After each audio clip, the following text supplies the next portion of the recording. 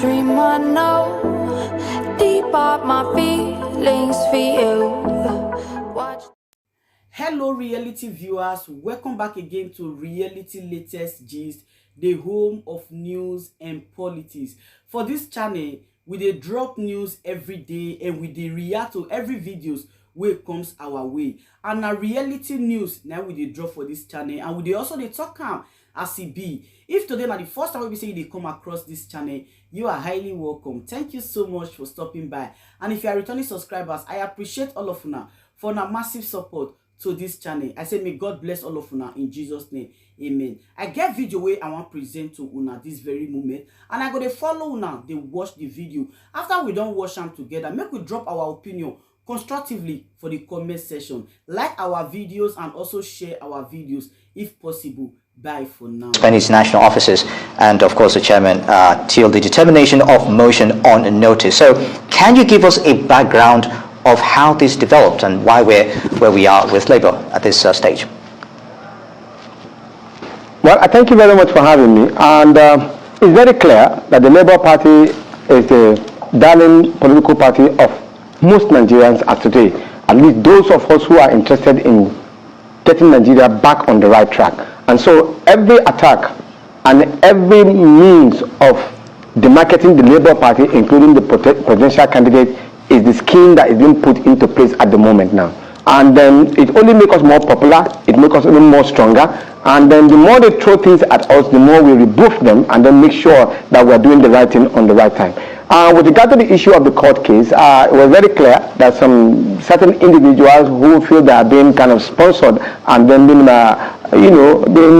aided in order to destroy the legacy that is already been built over the years, collaborated and conspire against the leadership of the party. But interestingly also, the court now has already said, okay, stay action on this particular matter until when the substantive case has already been established. So we will wait, so that until when the cases itself has already been adjudicated, and then the court make pronouncement accordingly. That's as far as we can say on the matter, since it's already in the court of law. But as it remains, the party leadership still remains in focus. The chairman of the party, Barrister Julius Abure, and then the secretary of the party, the treasurer of the party, Ms. Oluchi and Umar Farouk and Ojuku, are all very much in their positions until when the court says otherwise. And that is exactly what we will wait for. The Labour Party will seem to be spending a lot of time with law officers in the coming days. It seems that there's also threats that we've heard in order to get your presidential candidate to drop the case in court. We're hearing of threats severe enough to make him want to leave the country. I want to ask, how seriously are you taking those threats? What is being done about them? Have security services been contacted? And also what the temperature is like for those within the Labour Party, especially seeing as attack is coming from all sides. Well, you can see me smiling. Yesterday we just issued a statement as regard to what is happening within the system. There are serious threats against the Nigerian state. It's not about Peter Obi now. He has gone beyond that, because when you challenge the Nigerian state and then its unity, and then using religion and tribal sentiment in order to send a negative signal to the Nigerian people, of course, actually, those are the people who are a threat to the Nigerian society, not Peter Obi, because the claim is very, very clear. You told us that an election has been conducted based on provisions of the law. We challenged that particular provision of the law, and we said that the candidate in which was put in place does not have the prerequisite to contest for the election. And we also said that that particular person has already been convicted as a felon on the issue of drug abuse, which we still maintain and we are still pursuing. So what we are simply doing, we are challenging the system, illegal system, legally. I repeat, we are challenging the illegal system legally, and then it has become a problem for those who could not really contain this particular fact of the matter. So as it is now, they are now using all kinds of ways. They started with the issue of religion, concocting all kinds of audios and all, sending a signal to our Muslim brothers in the north, saying that probably Peter Obi was drumming the war music. But the fact is that where were they? Didn't they forget when they were talking about Karejini Birijini? What it simply means that we are going to fight this this war to the finish? Where were they when they said they are going to lead a parallel government in this country? Who challenged them? And you know the interesting part. Peter Obi and Dr. Baba Ahmed did not even kick against the issue of Muslim ticket. But then it went ahead. Just imagine if we have a Christian ticket, which is completely acceptable by law. So there's nothing about issue of religion in this particular case. Rather, what is being done is a concocted statement in order to create an aversion and distraction to the issue of the court in case. We are focused and we are going to go ahead of it. With the issue of whether Peter Obi was asked to do, yes, there have been threats like that, not only to him, to a lot of us. There have been threats to our lives and all. But we didn't care because Nigeria is our focus. And that is the focus of Peter Obi. And he has said clearly, he is not going anywhere. We are right here. We are going to battle this we are going to challenge this particular case of illegality legally, and that's exactly where it stopped. But the issue of intimidation and probably asking him to leave this country because no, he is not going anywhere. He's a general in this particular legal case, and he has his legal team. We are there to support him, and the Nigerian people are there to back him up until when we get to the root of this matter. For crying out loud, we need to put these things on the right space. A continuation of this illegality will make the Nigerian state an illegal entity. Simple. So, but we have to challenge it legally to ensure that the right thing is done. As far as we are concerned, we are not going to do anything aside from the provision of the Constitution of the Federal Republic of Nigeria, which every one of us adhere to. So, at this point in time, the idea of saying probably will abdicate the seat or run away to another country and then you will not deny us of coming into the country, no way. We are all going to be here and challenge this particular illegality and challenging it legally and make sure the Nigerian state is free and emancipated from the hands of those who want to put it into perpetual poverty and in terms of their own cronies and their families. Very good, Dr. Sèŕìøůš. But let's take a look at this again. Mr. Peter Obi went a step further not too long ago. He has accused the APC and government agencies of casting aspersions on his person. Now, why do you think the APC will deliberately try and pressure Mr. Obi in any way upon retaining the mantle of leadership? And of course, as you alluded to the fact that there are cases ongoing and we should wait for the courts to decide in this regard. If not that there are, you know something about a lie. When you lie, you'll be looking for another lie to cover the previous lie. Can you see the contradiction between the Honorable Minister of Information who said that INEC deliberately, he mentioned the word deliberately, actually stopped the transmission of results on the rivers. And then the INEC chairman also said to us that there were technical glitches. He didn't say that with deliberately. So you see, and then in order to change the narrative, he couldn't just address us here in Nigeria, where the whole matter was. He had to travel all the way to another country to go and address Nigerian matter. And that of course put the question into place that why are you going to another country? Because it is very, very clear. Those who are going to advocate for or tell the story of Nigeria, we are here in Nigeria. And they saw these issues, first-hand information. It's not as if they were out of the country. No, nobody told them anything. They saw it by themselves that the 3 elections took place on the same day. Federal House of Representatives, the Senate, and both of these elections were being transmitted live in the IF. But the presidential election was deliberately stopped.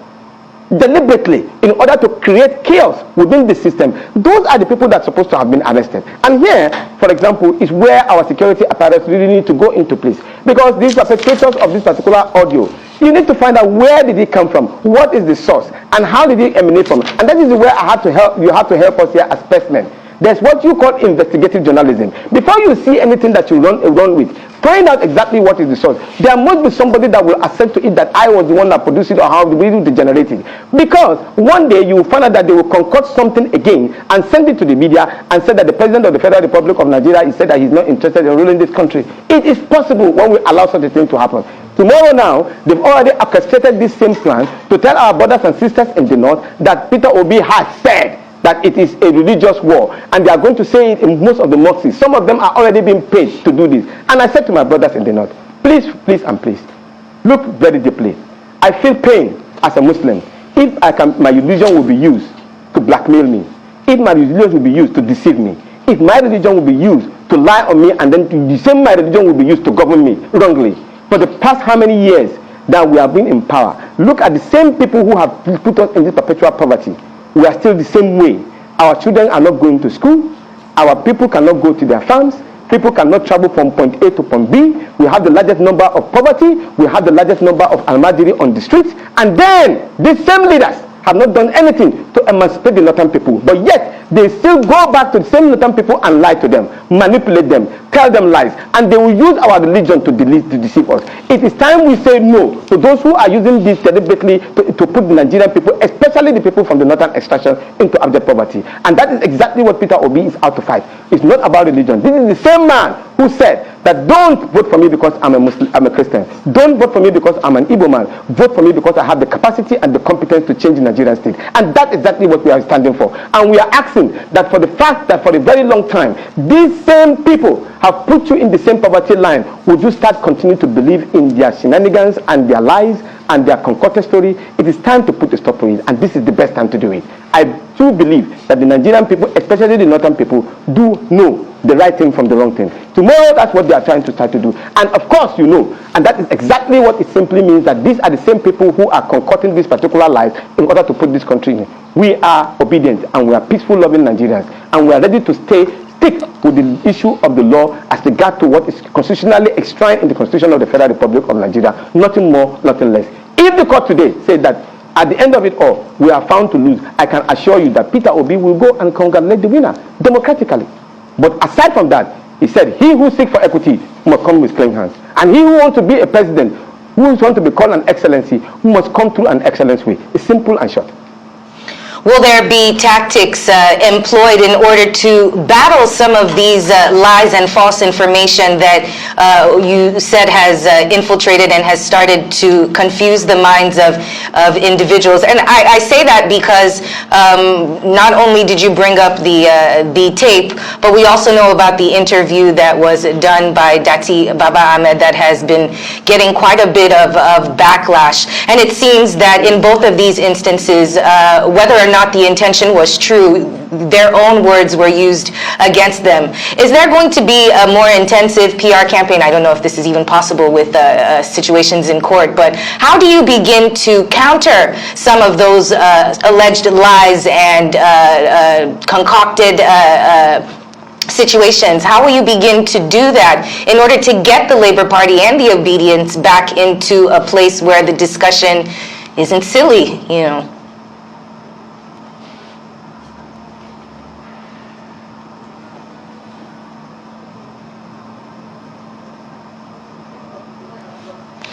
Did you get that? It seems as though we have... No, I didn't get that. I only got the information as regard to whether there may be intense way on how to tackle these particular lies that were being perpetrated. Right. One, if that is the question, the fact remains that we on our part, we will try as much as possible to dispel these particular lies, just like we are doing now. And we employ all Nigerians that have the opportunity to dispel all of this. There are people who do what they call fact-checking. They can also go ahead and do. But then, most importantly, for anybody who is in government has the right at the moment now to do the right thing. It's not about the people in power at the moment. It's about the Nigerian state, which of course any security officer has been paid to do, to protect the state as against the heinous crime being committed against the state. If today I've been found wanting, I'm ready to be arrested if I've done something wrong. But I know I'm trying to do the right thing for the interest of the Nigerian people. And I'm asking the security officers to do the same thing too. Go and do investigation as regard to those who are behind all of this perpetration of it. Look, how can you just pick up somebody's conversation assumingly it is so? And then you think, it's just like me and you now discussing, somebody now concoct it into something else and set the country on fire. For what? For God's reason? For what? For what? So these are some of the things that the security apparatus need to checkmate as quickly as possible. Don't forget that you are in the office today. Tomorrow you may not be in the office, but Nigeria remains. But it depends on how you protect that particular Nigeria that it will be useful for you tomorrow. But when you treat it with levity and treat it with disdain and treat it with equality and fairness and equity, it will come back to haunt you tomorrow when you leave the office. It's simple. It's not like a science. So do the right thing for the interest of your own future, collectively so. I mean, even for those who are even in the interest of concocting this particular story, are they happy with the situation of Nigeria as of today? If you collect certain money now to concoct stories as against the Nigerian state or against another person, does that make you better? Because at the end of it all, you will spend the money, but Nigerians remain. And probably it's destructive or it's in the right place. Would you be happy with it? I know you will not be happy. So in that case, why don't you do the right thing so that you will be happy tomorrow? Indeed, Dr. Yunusa, I'd still like us to delve on issues, on specifics here. Martins Oshibeme's role that prompted the suspension move on the national chairman initially. Now, talking about doing the right thing, is the party taking punitive action against him? Because let's face it, this isn't good PR for, for Labour regarding the achievements you've had so far. Let me make it clear.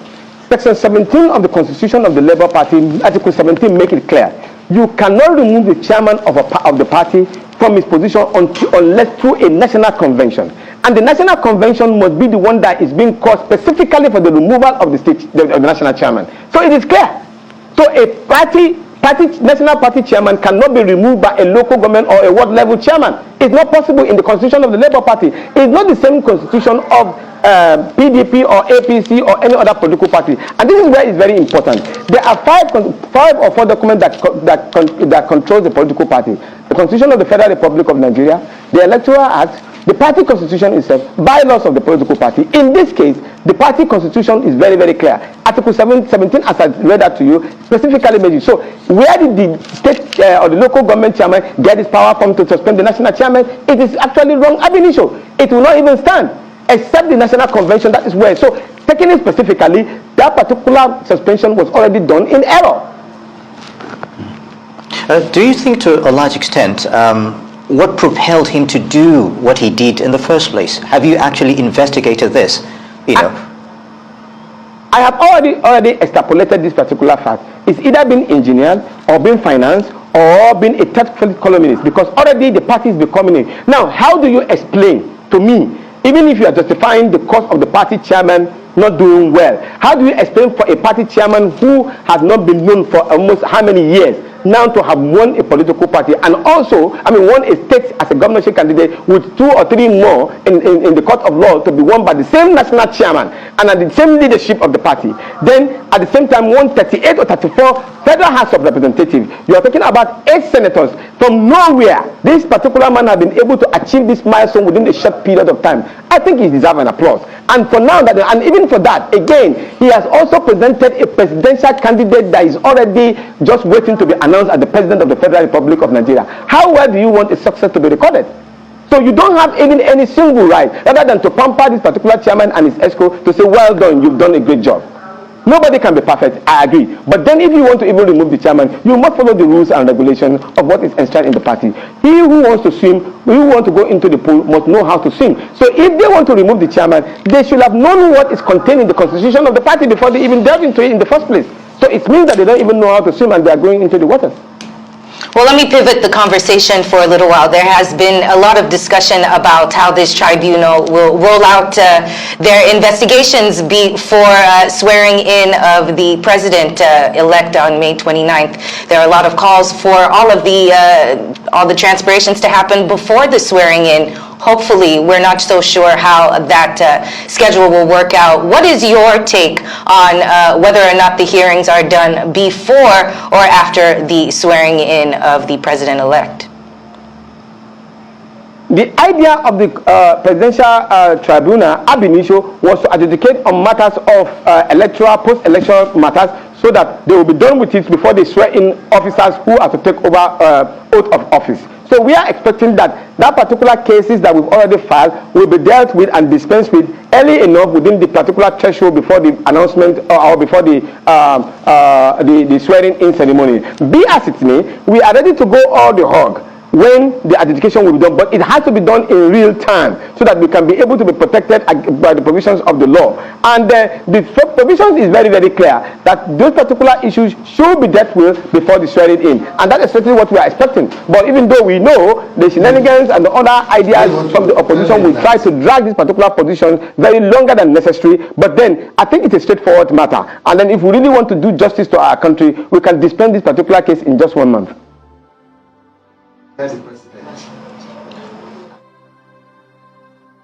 All right. Categorically, the case is still being handled in court regarding how Peter Obi is being sworn in, or rather, is being taken to court regarding this issue. But let's just take on this judicial clause till the determination of a motive on notice. So this is a temporary reprieve from the court, as it were. What's next here? How is this impacting on the overall litigation regarding your quest for justice on the elections so far? From this chairman's purported suspension, which has been stopped by the court, and how is this impacting generally on the election litigations so far? Well, as far as we are concerned, being that there's the stopping in action of that particular case, it gives us room to focus on the issues at the moment. We are having election in Imo State, we have election in Bayelsa State, we have election in Kogi State, and the leadership is preparing towards having a credible candidate that will run for election. Concurrently, while we are also facing the issue of the case in the presidential tribunal. So we are going to just be focused on our attention and let the lawyers do their dealing. But one is already in the public space is that there is an orchestrated attack against the Labour Party and the presidential candidate, which is simply because already they know we stand on the path of the truth. Because if not so, there wouldn't have been any attack. The question you want to ask is that why are they not attacking other presidential candidates? Are we the only person that run for the presidential election? No, we are not. But because already we stand on the path of the truth, and then this, of course, credibly show to the Nigerian people that is where the pendulum is, and everybody will now know that we are on the part of the Nigerian people. We are out to claim their mandate in which they judiciously given to us, and will continue to follow that judiciously. We are not going to do anything apart from what is contained in the Constitution of the Federal Republic of Nigeria. We will remain focused, determined, and continue without being distracted at all. That particular mandate, we will reclaim it by the grace of God through legality but not illegality. Well, and on that note, the chief spokesman of the Obi Dati Campaign Council, Dr. Yunusa Tanko, thank you so much for joining us this afternoon.